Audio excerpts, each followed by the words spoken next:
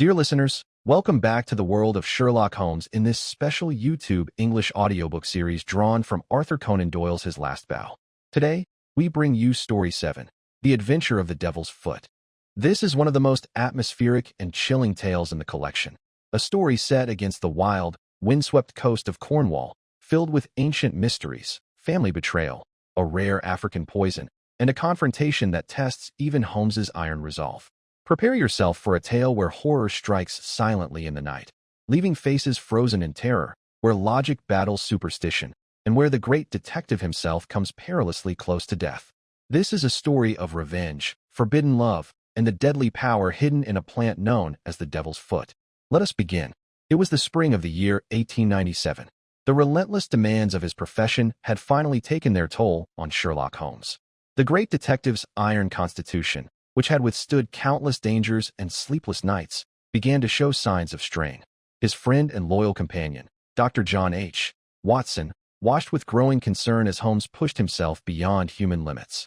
One day, the eminent Harley Street physician, Dr. Moore Agar, delivered a stern warning. Unless you take a complete rest, you face a complete breakdown.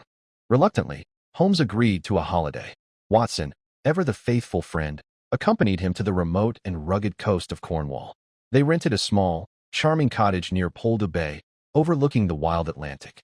The air was bracing, the cliffs dramatic, and the ancient stone monuments and ruins of a forgotten civilization dotted the landscape. Holmes, with his keen interest in archaeology, found the place invigorating. For a few peaceful days, the detective seemed to relax, walking the moors, studying the prehistoric relics, and breathing in the salty sea air. Watson hoped the worst was behind them, but peace in the presence of Sherlock Holmes is rarely long-lived. One morning, as the two friends sat at breakfast, they received an unexpected visit. The local vicar, Mr. Roundhay, a pleasant, scholarly man with an interest in antiquities, arrived in great distress.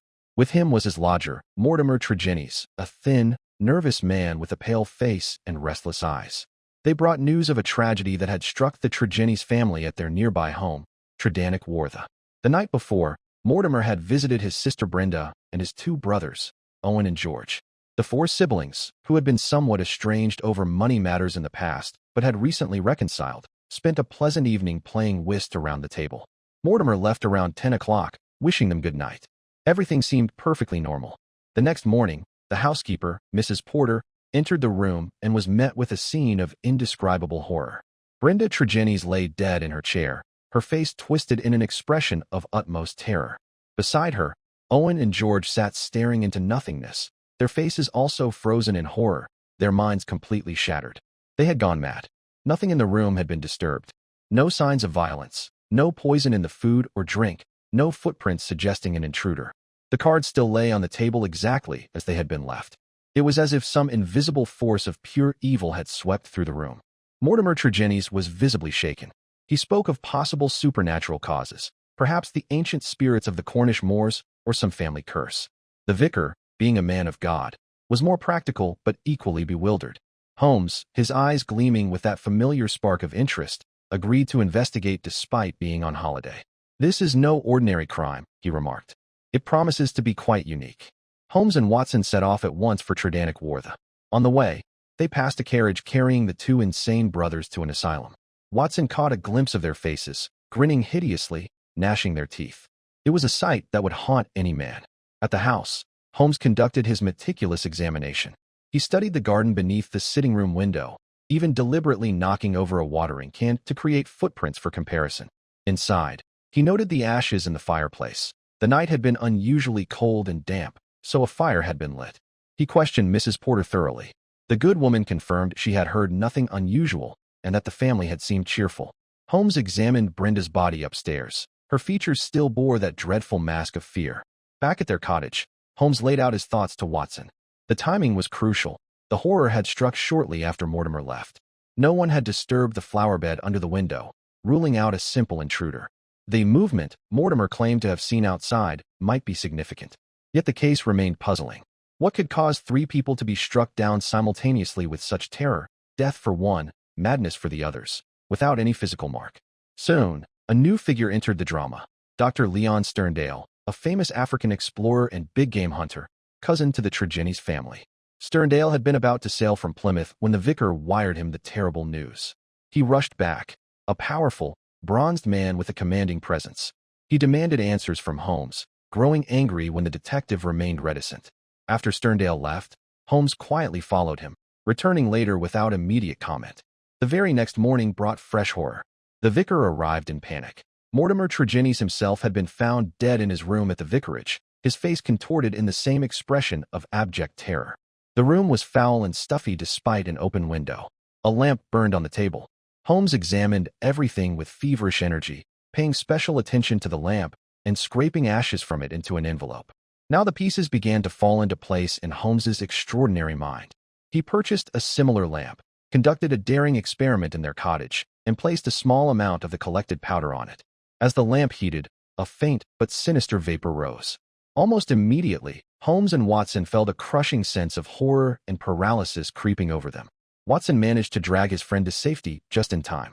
The powder was a deadly poison when vaporized, radix pedis diaboli, the devil's foot root, a rare and terrifying substance Sterndale had brought back from Africa. Holmes now understood the mechanism. Someone had thrown this powder onto the fire at Tredannick Wharf after Mortimer left, or used the lamp later. The vapor caused hallucinations, terror, death, or insanity, depending on the dose and exposure. Mortimer Tregennies had murdered his siblings to gain sole control of the family fortune, using knowledge he had gained from Sterndale. But who had killed Mortimer? Holmes had his suspicions. He confronted Dr. Leon Sterndale directly. The explorer, a man of strong passions and unyielding will, confessed without remorse. For years, he had loved Brenda Tregennies deeply. Due to an unhappy marriage he could not legally escape, his wife had abandoned him long ago. He could not marry her. He had planned to return to Africa and hoped one day circumstances would change. When he learned of the tragedy, he instantly recognized the devil's foot poison. He tracked down Mortimer, forced a confession through sheer force of personality, and then administered the same terrible justice by burning the powder in Mortimer's lamp. Holmes listened gravely. While he could not condone vigilante justice, his sympathies lay with Sterndale. The law would see it differently. But in this remote corner of Cornwall, with the true murderer already dead, Holmes made a remarkable decision. "I have never loved," he said quietly. "But if I did and the woman I loved met such an end, I might act as you have done." He allowed Sterndale to leave and continue his work in Africa, telling Watson later that the official authorities could be informed only if necessary. And so, dear listeners, ends this haunting adventure. Holmes and Watson returned to their holiday briefly, though the shadow of the devil's foot lingered. The case showcased Holmes's brilliance not only in detection, but in understanding the deepest human emotions: love, greed, and a thirst for vengeance. This story stands out for its exotic poison, its eerie Cornish setting, and the moral complexity of its resolution. It reminds us that even the clearest logic must sometimes bend before the raw power of the human heart. Thank you for listening to this detailed narration. If you enjoyed it, please like, subscribe, and share your thoughts in the comments. Which Holmes story should we explore next? Until then, beware of strange powders in the night. Keep your windows open, and trust in observation and friendship.